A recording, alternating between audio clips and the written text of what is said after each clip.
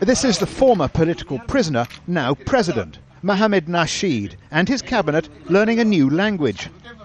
They're being taught how to communicate underwater. The president is getting dressed in his scuba gear, ready to take the plunge.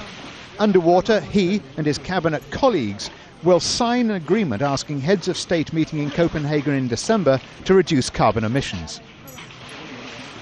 The president wants to make waves internationally about climate change, and he has good reason.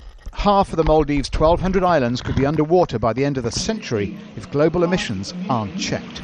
Science is saying very obviously that the world is going to warm about 1.5 degrees.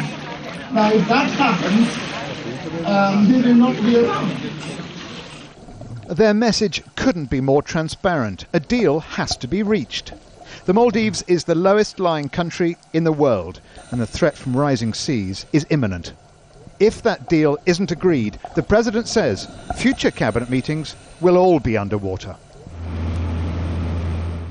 The threat to the islands is as clear as the water that so many tourists from around the world come to enjoy. The star attractions are whale sharks like these. This is a rare sighting.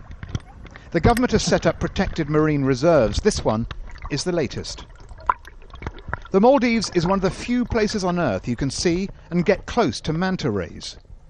Luxury resorts have invested heavily in ecology because they know it's what people have come to see. Because they're beautiful. Just beautiful. When they swim, it's like they fly or they dance. And a lot of people come and see them.